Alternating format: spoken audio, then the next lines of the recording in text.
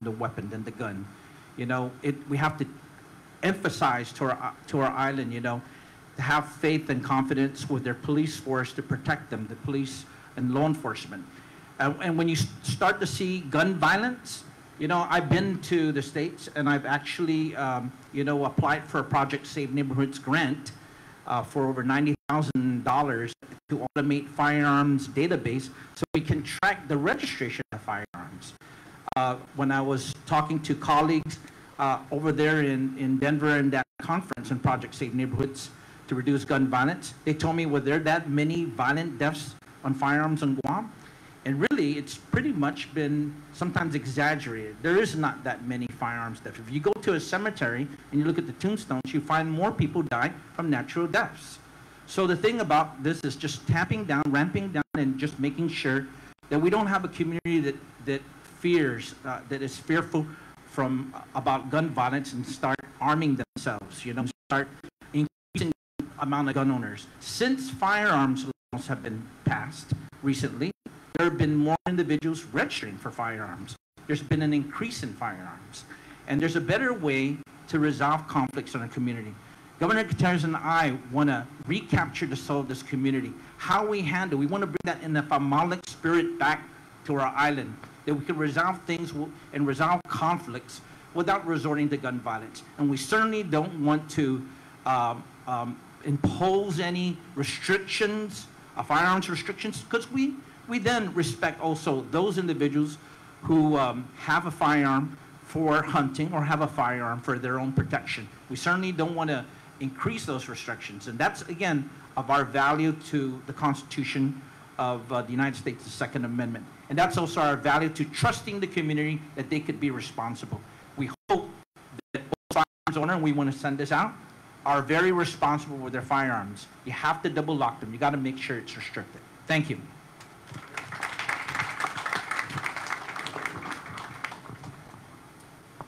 Thank you for your answer. Okay, this is one for Leon Guerrero and Tenorio. Upon completing your term or terms as governor of Guam, what would you want your constituents to say was your legacy?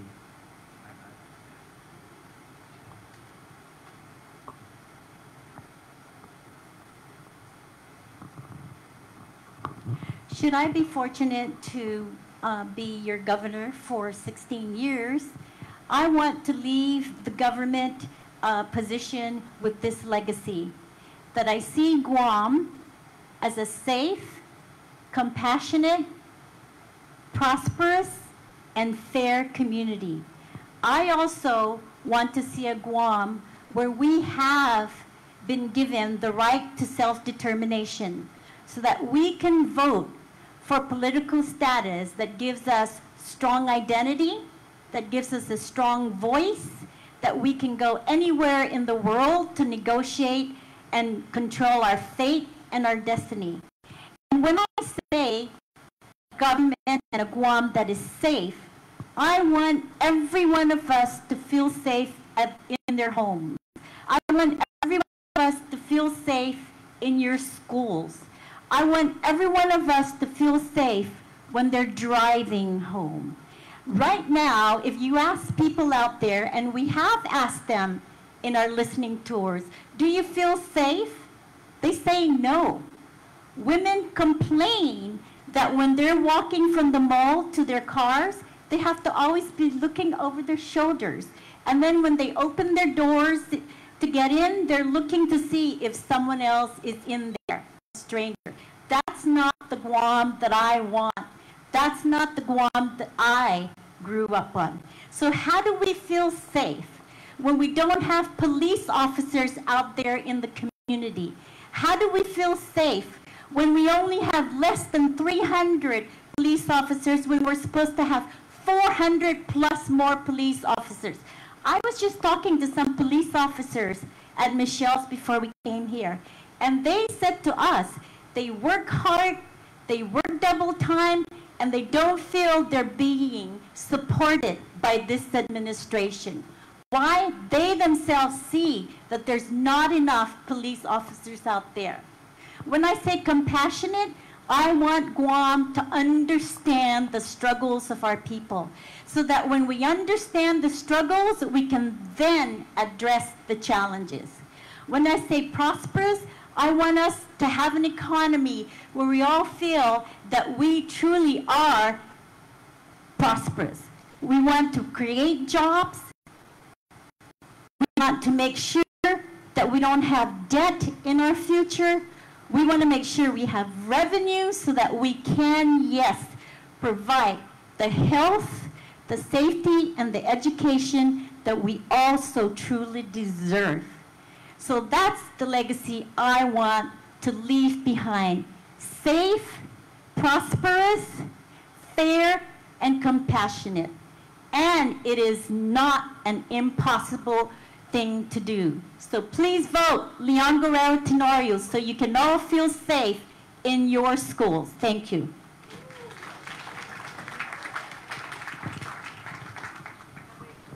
Thank you for your answer. This question is for Mr. Dennis. What is your position on charter schools? Would you support additional funding for the implementation of charter schools? Sejus Masi for that question. I do support the concept of charter schools. I do believe that the charter schools give the opportunity for the community, whether it be a group of teachers, a group of retired teachers, or those in the community that want to improve education. We have very successful charter schools now that are on our island. Of course, there's some that are not doing too well, but I do believe it's an opportunity for us to be able to concentrate on specific fields. And so charter school is a concept that I support. I've introduced legislation for us to fully explore it further. I know that some of the issues that have come up is that teachers, there's no unions. There's no unions in charter schools. However, I believe there are still ways that could protect and ensure that teachers are protected if you are in a charter school. But I do believe that is something that is worth exploring further. Sejus Masi.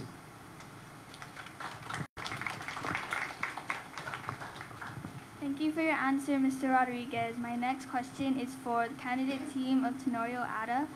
Your question is, were you in favor of the legalization of medicinal marijuana on Guam? And as governor of Guam, would you pursue the immediate implementation of this law?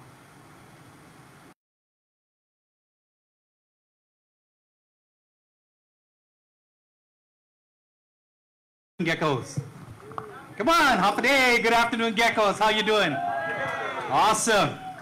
You know, I do support the use of medicinal marijuana because it's very important to know, ladies and gentlemen, that there are illnesses out there that sometimes opiates and other medications do not help.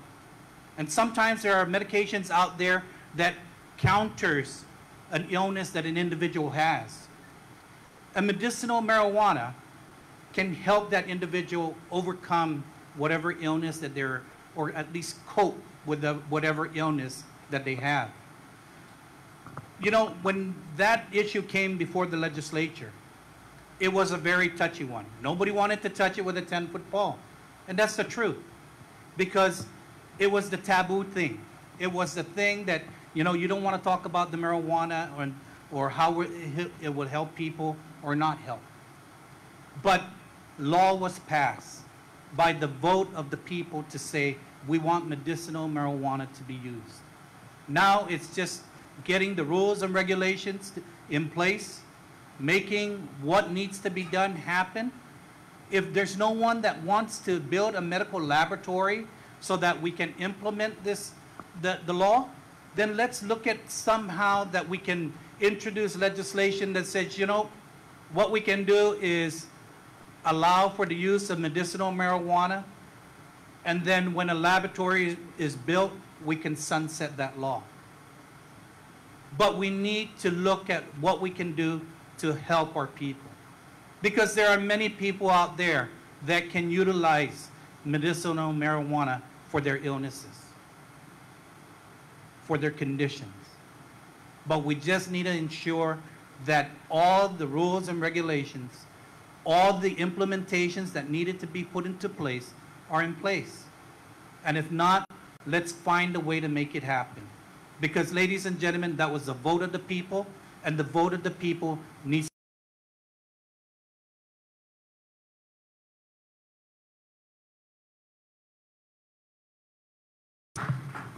Thank you. This question goes for Agin Lemsiako. Many of us here will be graduating from GW and moving on into the working world. As Governor of Guam, what ideas do you have to create more jobs on our island?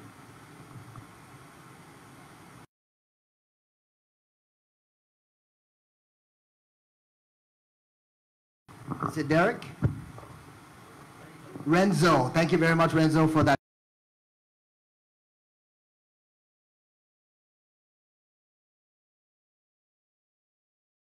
But guess what? It's only part way of where you need to go. Eventually, it comes back down to Renzo's question.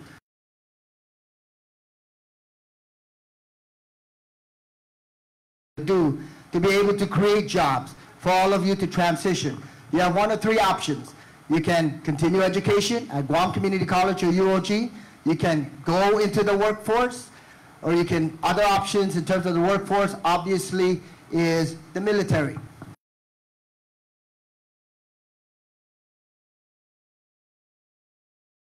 Is making sure that we can facilitate business activity out there. And what does that mean? That we can invite foreign corporations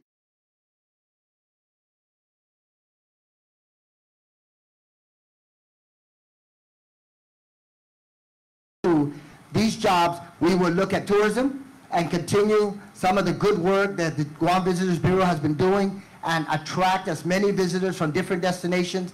Keep in mind that our primary destinations are Japan and Korea. We can also concentrate on China. We can concentrate on Russia. We can look at Taiwan. We can look at the Philippines.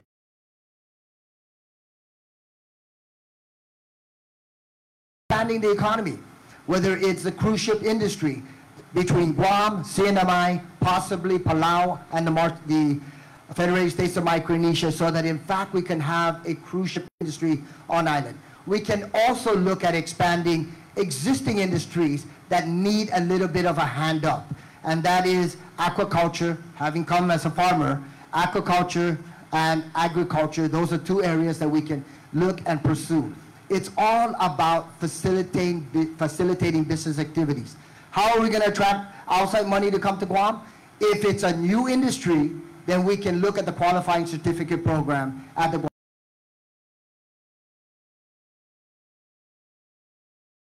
To come in. If it's an existing industry, then as a government, we need to ensure that when they go and apply for a permit or a construction or whatever the situation may be, that their government is friendly and that their government is responsive in processing whatever documents they have. We have to be a business-friendly community, and we need to continue to promote economic growth, economic development, so that ultimately it translates into providing jobs for students that graduate every single year, and also it would result in increased revenues coming to your government so that we can put it into the priorities of education, public safety, and healthcare. Thank you, Renzo. Good question. Thank you for your answer, Mr. Uggan. This question is for Team Gutierrez-Berdalia. How would you describe the status of our island's war on drugs? What would your priorities be in addressing and combating the issue of drug use on our island?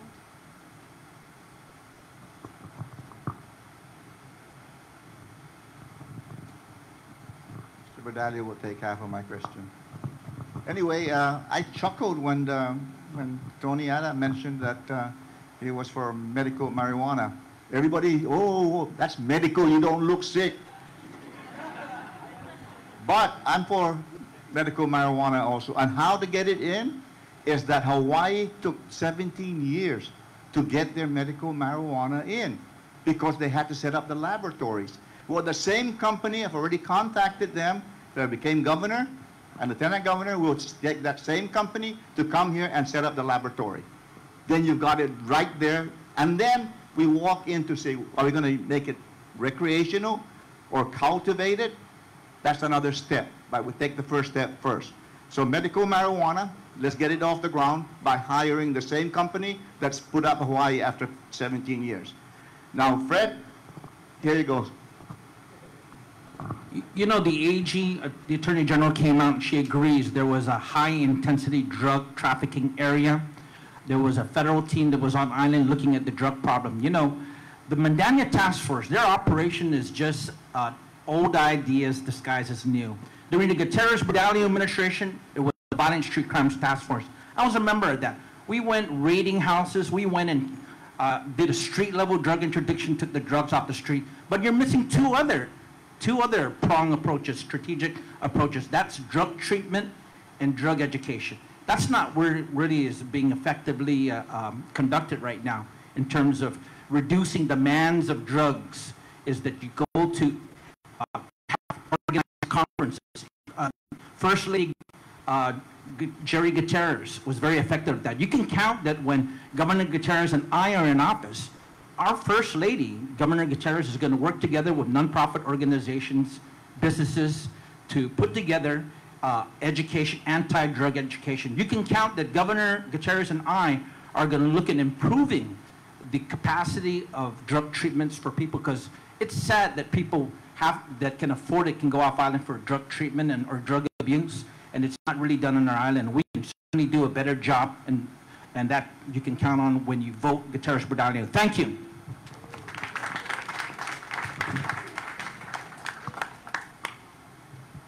Thank you very much for your answer, and this question is for Leon Guerrero Tenorio.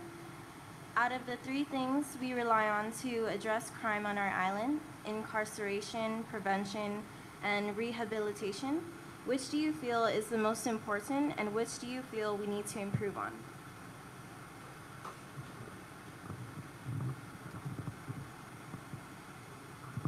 Thank you for the question. If you have to, out of the three, probably the most important long-lasting would be on the prevention side.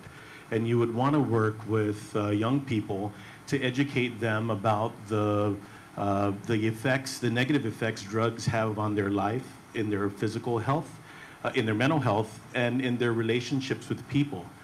So I would say that that would be a real pressing issue, but all three are very important.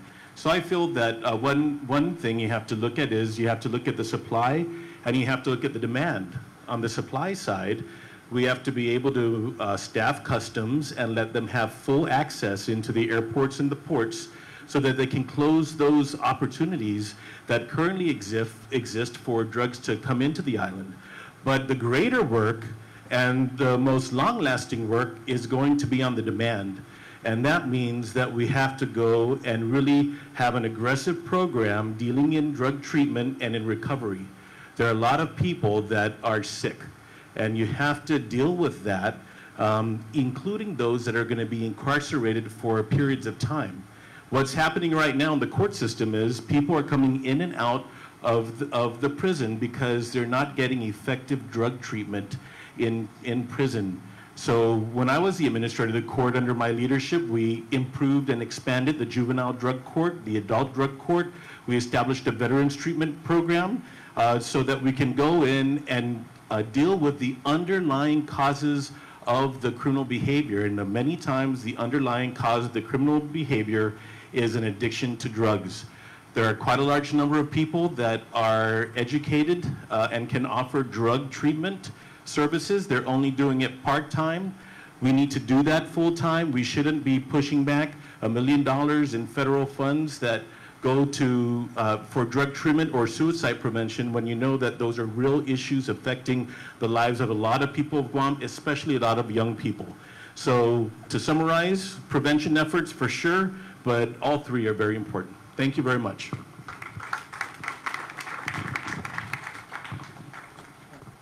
Thank you for your answer. Okay, so for you, Dennis, do you think the island should increase our minimum wage?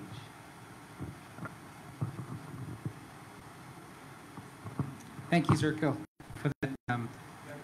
Zirkai, thank you very much for that question. You know, when we talk about raising the minimum wage, of course, who doesn't want to raise their minimum wage and earn more money? However, for me, we have to be very responsible when we do that. Because a lot of our people, a lot of you know, perhaps your parents, your family members, they're on public assistance programs, whether it be on Medicaid, MID, or FAM. And what happens is to be able to be qualified for those programs, you have to be within a certain range in your income. And so what a 50 cents, even a 25 cents increase in your income would do was knock you out of that program. So what is that going to do? If you raise, let's say, if you raise minimum wage by 25 cents, right? You take home 25 cents more every hour. However, now you're going to lose your access to health insurance through Medicaid or MIP. It doesn't make sense. And so what I would support more is that you increase the benefits of our employees. Employers must provide health insurance to all their employees. One of the bills that I introduced, which is now public law, it expands the health insurance access for our people. It proposes to be able to have a combination of funding sources.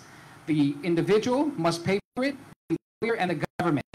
And so that's how you approach getting people a living wage and making them be able to live life and be able to support their family. So we can't just say raise minimum wage because it sounds good. It sounds very good. There are consequences when we do that. And so we must do it responsibly.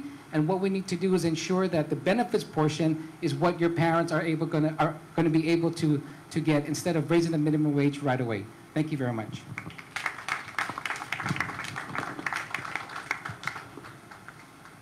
Thank you. This question goes to Tenorio Ada. Do you feel that the island has sufficient laws that prevent discrimination and mistreatment of those in the LGBTQ community?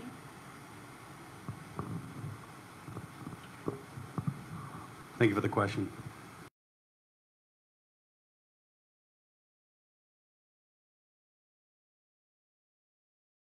It doesn't matter what your sexual orientation is. And the federal laws and the local laws emanate that same level of value. We respect all individuals. I'm a member of the Knights of the Columbus and the Santa Teresita Church right here in Manila.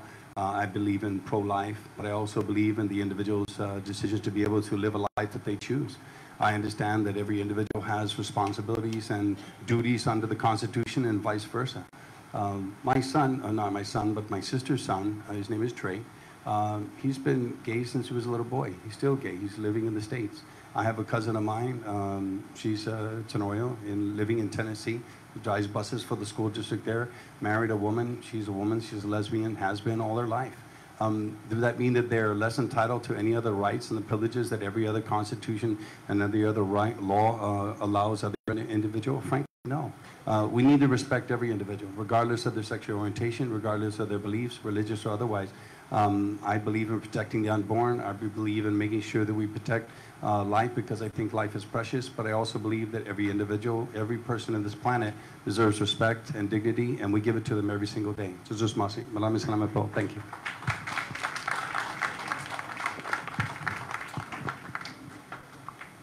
Thank you for your answer. At this time, each candidate will have 5 minutes to give their closing remarks. First up is Vinciaco and Agin.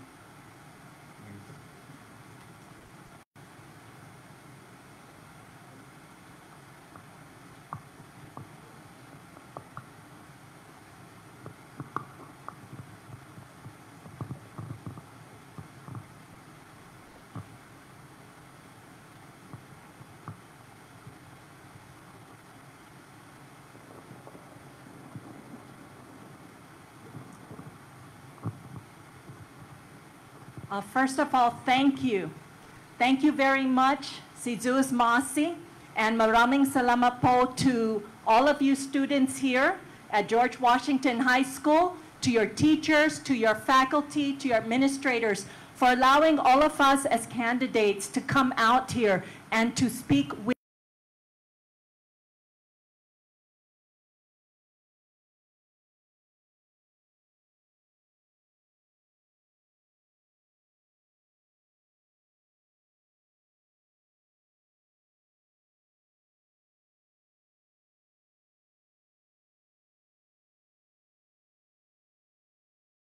the 1970s, early 1980s, time that was filled with a lot of questions, a lot of insecurities. I was here at a time when we had organized sit-outs and organized protests right out here. And why did we have that? Because the student body spoke up. because the student body wanted to make sure that our teachers were being treated fairly and paid fairly.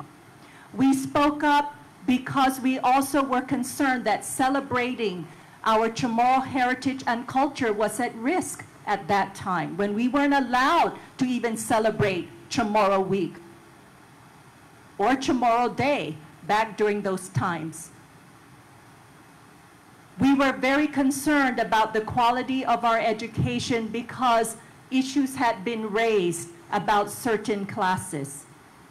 We were also here at a time when we had questions about discrimination, about how there were tensions and fights among our village hangouts, about how persons with disabilities, about those that were members of the LGBTQI community were being treated. So if we fast forward to where we're at now, some of these issues still exist. And so what do we need to do? How can we make that difference? We need to make sure that we're listening to you. We need to make sure that we have a people-centered government, and that means that we bring all of you and your families and our stakeholders to the table so that we can have a discussion about not only what the problems are, but how do we resolve them. And so the questions here today were very important. They gave us, right, a preview, an understanding of what you care about: education, public safety, health, our environment, discrimination, making sure that everyone is treated fairly, that we are safe in our homes and in our neighborhoods. And so at this time, I'd also like to introduce who I have chosen as our next governor of Guam, Senator Frank Uggan, Jr. Afade and good afternoon. If there's any ties between myself and George Washington High School, is that my wife is a graduate of George Washington High School. Also, my oldest daughter is a graduate of George Washington High School. I want to start off by thanking you and Ndokulu Natsizus Masi to all the geckos here today. I believe our government will be better because I have a gecko on my side. We, the Uggan Lintiaco team, pledge to serve you and your families first and foremost by fighting for your rights and well-being, fighting for a higher quality of life for you and your families. Our team is committed to building people-centered government. We will deliver effective, efficient government services that truly serve you and our community, empowering and involving you in the decision-making process. We will develop meaningful and real job and career opportunities and make our economy stronger through creative programs that are solid and long-lasting. We will make it a priority so that you and your families can afford quality health care. We believe that prevention, like medical checkups, is the most important part of health care and should also include services for substance abuse and behavioral and mental health. We pledge to continue to work hard so that you and your families can receive high-quality education and affordable homes. We also pledge to continue to work hard so that you and your families feel protected and safe in our homes and in our villages. We will protect and safeguard Guam's environment and our collective cultural heritage and continue to address historical traumas. We will continue to seek self-determination and the actualization of our political rights. And it's events like this that are a very good start. Debates and forums with the people who want to lead, and the best way to decide on who to vote for is to be informed. This is an exciting time for you. You're getting ready to take on the new world of adulthood that's before you. But it's also a critical time, a time for you to start engaging with your government and your leaders. This is a time where you get to decide for yourselves what kind of community you want to live in and what kind of quality of life you want for you and your families. Thank you for that, sir. So thank you for having us all here today, and we are looking forward as we lead up to the elections to continue sharing the Ungan Limtiako vision with each and every one of you. Thank you, and Indoclina Jesus Masi. Great job, everybody.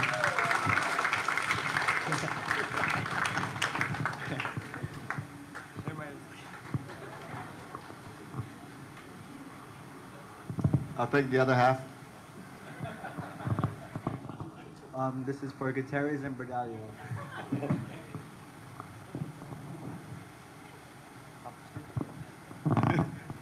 Thank you very much.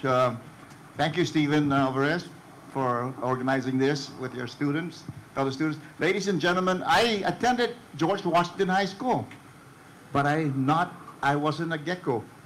I was a warrior. You don't remember that? You transitioned from the warriors to the geckos. That's how old I am.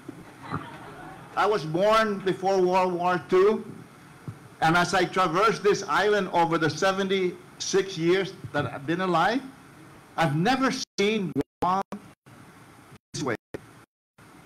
I think that we have lost our soul. Right now, we're pitting one group of people against the other. We're trying to deport as many people that are supposed to be, unwelcome here. I was, by legislation in Palau, given the honorary citizen of Palau, honorary citizen of Yap, Ulithi, and part of Chuk and Crossrai. Because, ladies and gentlemen, we are just one community here in Guam, and we cannot fight with one another. When the compacts of free association was coming in, I was a senator, Ricky Bordalio was the governor. The State Department asked us, Ricky Bordalio, are you going to let these people come in for education and medical? Yes, of course. And Senator Gutierrez agrees too, that we are just brothers and sisters in the Pacific. The ocean is not a barrier. The ocean is a bridge for us to go to see each other, and we are one family. So I'm saying to you right now that Guam is such a dire situation that you need some experienced person that can jump in there and try to take care and mitigate the problems. Right now, ladies and gentlemen, I've part of our government, from the legislative, judiciary, over, because I was the chairman of the grand jury, so I know that process, and executive branch. We need to be able to say to you that, look at who's going to go to be a governor and take the ball and run with it on day one. Somebody that's really experienced. I've traversed this island left and right. I know all the pitfalls, the traps, and most important, I know where the resources are. And I earned my Eagle badge. I've earned it. You can't send Cub Scouts to do the job. So ladies and gentlemen, on day one, I'm going to make sure that first we have to make sure that our finances are taken back. Bring back the soul of Guam. And how do you do that? I don't understand what a Magalong is. Some of you from the other islands, it's a man takes care of the people, that stands in the village square, stands up here in front of you. You can talk to him, not somebody in Adelup that you can't see. If you got a problem, you come up to me as the Magalahi and say, Governor, I've got a problem. Whether I can do it, but they see somebody that can feel and know that somebody matters. You know, so ladies and gentlemen, if you take away the interaction of the number one and the number two people in the government, and won't see the people, won't get in the middle of the problem, they go like this, it can't be. They're not a true Magalahi. You're not a true chief in the villages. You have to be able to bring that spirit of Guam back so that we can be a great community again. No more fighting. Let's get our finances back. I have the experience, the knowledge, the great networking I can do in Washington, D.C. to bring a President Trump out here again like I did bringing Clinton out here, so he can see firsthand. For those of you that suffered through Typhoon Paka, if it wasn't for my relationship with Bill Clinton, your lives would have been stretched out and not help immediately. But he sent everything out here for us because of my relationship. You need someone to go to Trump and say, Trump, let's go. Come and see Guam. Sige Magi, come over here. We are giving more to the safety of the United States of America with more bases here. In the north, 20,000 acres go there. They don't pay taxes. In the south, they've got all of the place up there for the ships. They took Sumai and the port. So I'm saying Clinton came and he saw it. That's why he gave us money. Trump needs to come and see it. But you have to have the personality and not be chicken and scared to talk to them. I go in there and talk to them. They'll look at this old man and say, Lana, we're the same. We're the same, man. And I want Guam to not only be a part of the national security strategy for the United States, but get us into the economic strategy. Use Guam as America in Asia. We've got more fiber optics going in and out of Guam than any place else in the world per capita. And I did that when I was governor for 8 years. So we're poised to be able to take advantage of that. And GTA is doing that right now by doing a consortium of $250 million of more fiber optics. And I know why they're doing that. It's for the military. But we can avail ourselves with that, give our people real high technology jobs. Get somebody in there that knows the whole thing without having to read anything. You know, you have campaigns right now, you have a committee. They go down there and they say, this is what you say because I think the people will like it. It's got to come from the heart and the mind. If the two don't jive, then you really are not a leader. You can pretend to be a leader. Stand up there and say, I'm the real Magaloi, got problems, come see me. I may not make it right for you, but I will look you in the eye. Like those homeless people, you can send people out and say, what's your name? How many days you are here? No. The Magaloi and the Segundo is going to go out there and say, what's your problem, dear? And they look you in the eye, suddenly they'll think they have somebody that matters. They'll have hope. Lift them up. Not lift them up physically, but lift their spirits that somebody is really caring about them. They matter. Because you're poor, that they don't matter? No, that's called Guterres, because I've been there. I've been there. I grew up poor, so I feel what they feel. Not just knowing what they feel. To be a true ally, look for grandpa to take care of you. Thank you.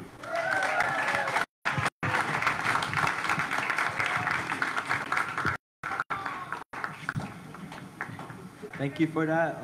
Next up is Leon Guerrero Tenorio.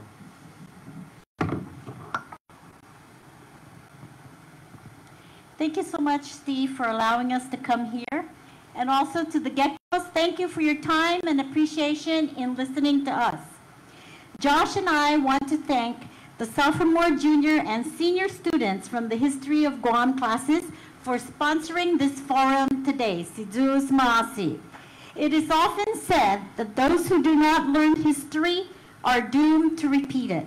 Clearly, you have learned your Guam history. Your questions were excellent. They demonstrate an understanding, appreciation, and concern for the future of Guam. Your Guam, our Guam.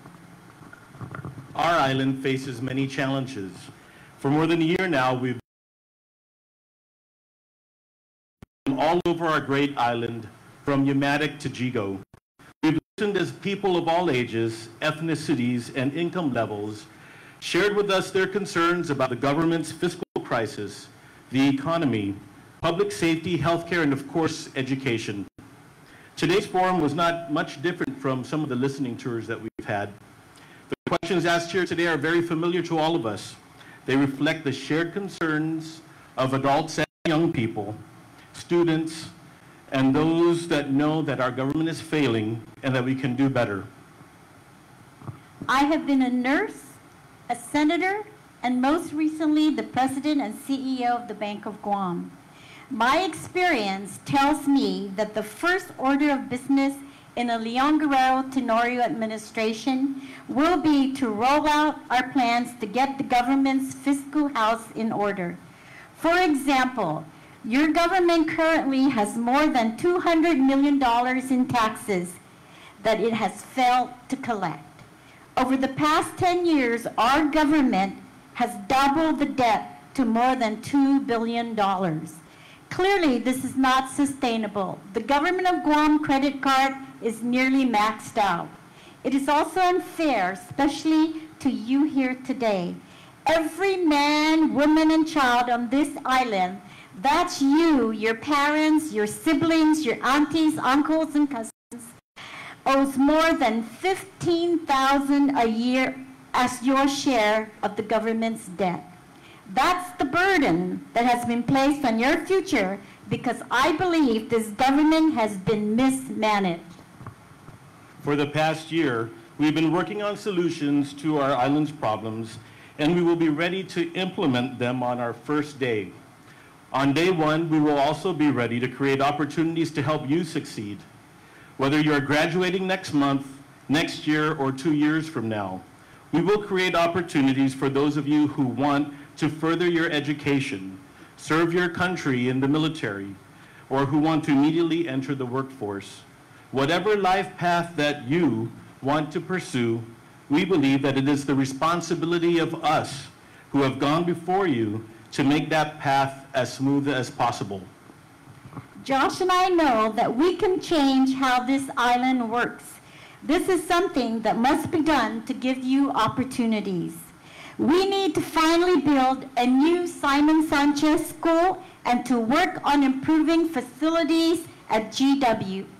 We need to make sure teachers are adequately paid and that our schools are properly equipped and maintained. Government needs to do better for our people and be better for the community. It should not be burdening us. Government should be serving us.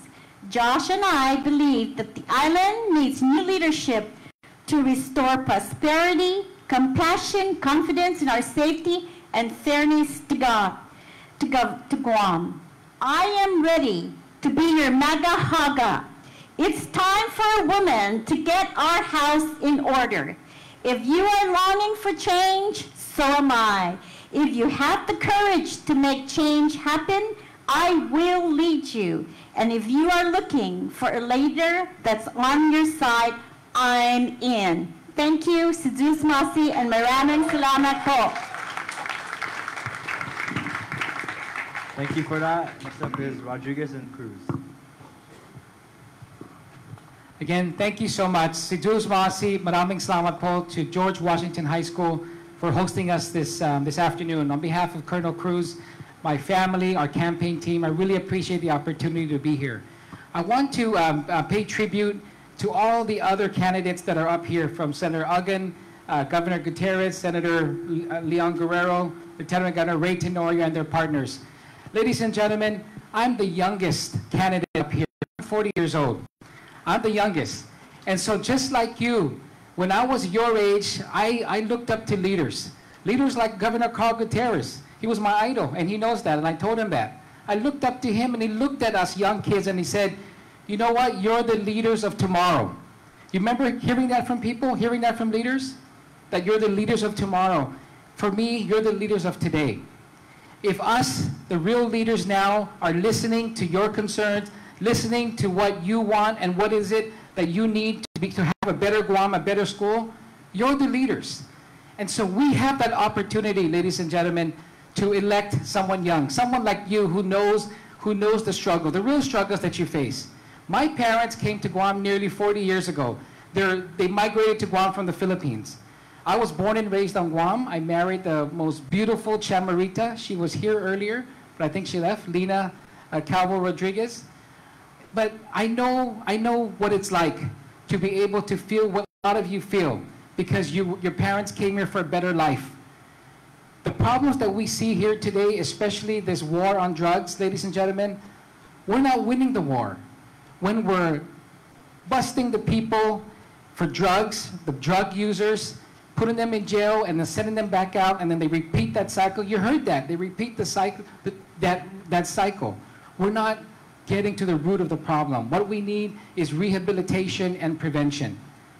I've made a commitment that if I'm elected, God willing, to be governor of Guam, in Agana Heights? Have you guys been there to Government House? That's where the governor resides. I'm not going to reside there. I'm going to stay in my home in Dededo. We're going to turn Government House, the real house of the people, so that we can help rehabilitate people, use that facility to rehabilitate our people, because it's such a beautiful place. And that's where we need to be able to have a facility to treat our people and make sure that we get to the root. We can't just incarcerate people, put them to jail, and think that it's going to stop. Those are the things that we need to do as a community. And I'm asking you, make this time your time as young citizens. A lot of you I talked to earlier who are 18 years old, 19 years old, are not registered to vote. Your voice is your vote. Your vote is your voice. You need to, number one, register to vote, and on election day, come out and vote. Because we can't just sit back anymore. That's how I felt. That's why I ran 8 years ago for senator. I said, I can't sit back anymore. I got to step up. As a young individual, I got to step up and say, if I want Guam to be a better Guam, I have to step up and do what it is that I did. And we have that opportunity now, ladies and gentlemen, to please express your voices and ensure that we want a Guam that is a Guam that is for everyone. It's time, ladies and gentlemen, to have a new era of leadership. We heard the other candidates, their experiences. I haven't been in government for very long. I'm going to serve my 8 years. That's the experience I have in government. But I walked just like you. I was a young kid, born and raised on Guam, whose parents were struggling. I worked. I had my daughter. My wife and I had our daughter when we were 17 years old. So we were, we were the statistics of teenage pregnancy, but we had to work hard, build up. And now we have a beautiful daughter who's here with me today. She's 22 years old. She's going to be graduating from the University of Guam in the fall. So ladies and gentlemen, I know what it is. So I'm asking you, please register to vote. Ask your parents.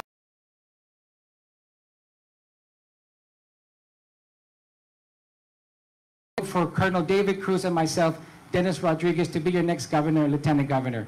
Sidus Waasi, thank you very much. And I know I have a few more, I have a minute left. So I had a shirt. I was supposed to wear a shirt that says, I love GWHS. I wore a shirt similar when we were at Teason High School, but I didn't get a chance to change.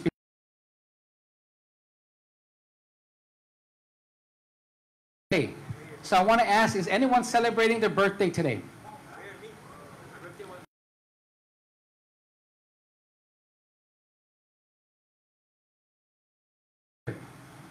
Anyone celebrating their birthday today? Or who celebrated yesterday? Someone celebrating, yesterday. Please come forward.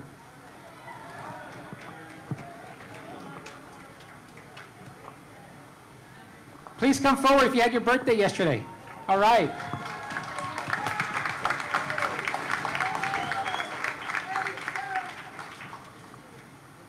Congratulations, you're the winner of the shirt.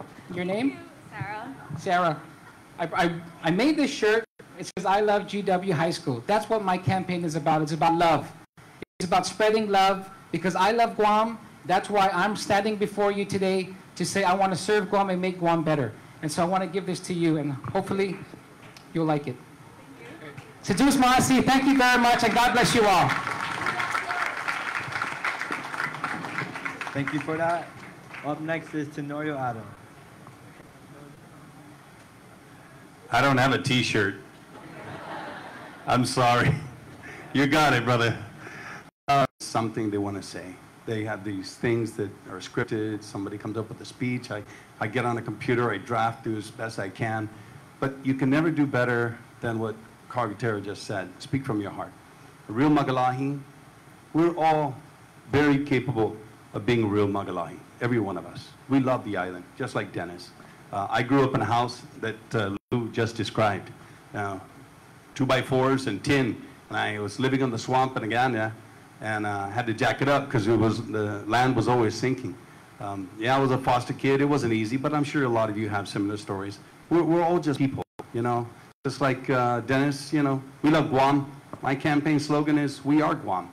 Doesn't matter whether you come from Truk or Ponape or Philippines, Japan, or comes from Canada, Barragata, or any other village. It doesn't matter where you come from. It's where you make your life. I was talking to some students during lunch today. They had hot dogs and chicken tenders and potatoes and salad. We just need the same things. We need a good life. Yes. Do we have a drug problem? Absolutely. You tell me a community in the world that doesn't have one, other than ISIS, where they kill everybody. We don't do that. We do rehabilitation, of course. Do we need more? Absolutely. Ladies and gentlemen, I grew up in this school. This is my school. I love GW. You only graduated from high school once. This is my school. I love the school. But does it make me more qualified? No. But I'll tell you, what does make qualifications? Your passion. You want to make a difference. Doesn't matter where you're born or who your parents are. It's where you make your life. I dedicated my whole life to the people of Guam, and I'll do it all over again. I'm 53. I'm not 40. I don't know how old Carl Gutierrez is. But you know what? I'm not laughing at him. I told him he's always been the most qualified guy to ever run for governor. I respect him. But the point is that, does the age matter? Maybe.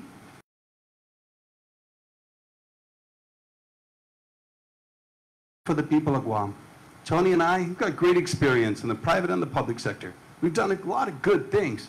Of course, people are going to run against us because we're the incumbents. I'm the lieutenant governor. The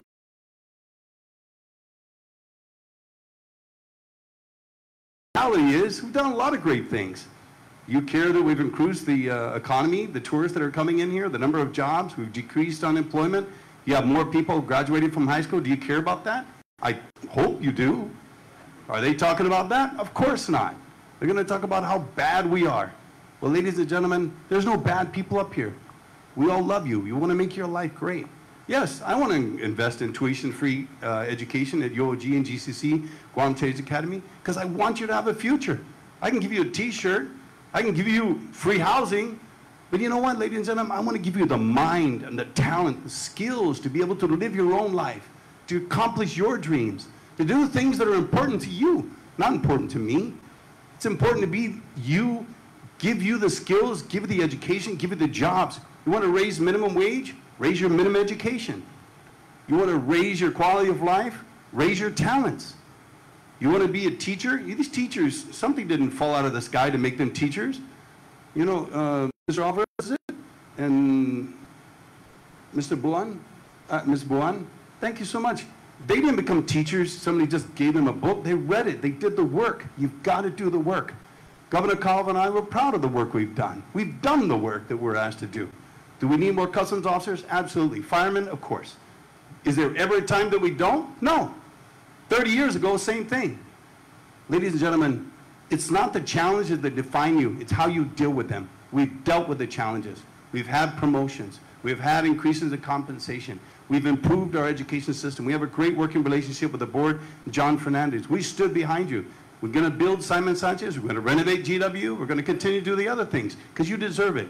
Ladies and gentlemen, this administration at Tenorio, ADA, just like anybody who's going to come up here and tell you we want to do good things. We've already done those things.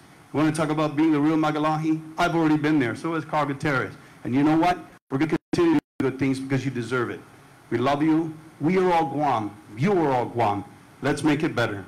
Maraming salamat po. Jesus Masi. Thank you.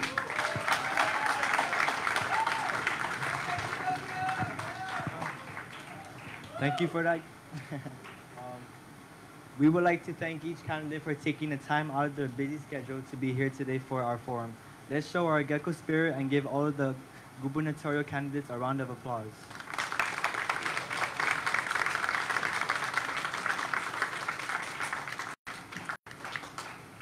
It was a pleasure to hear what the candidates have to offer to Guam if elected as 2018 Governor and Lieutenant Governor of Guam. We also want to recognize the students from Ms. Bawan and Mr. Alvarez's History of Guam classes who work hard to coordinate this forum. Let's give all of us, our students, a round of applause.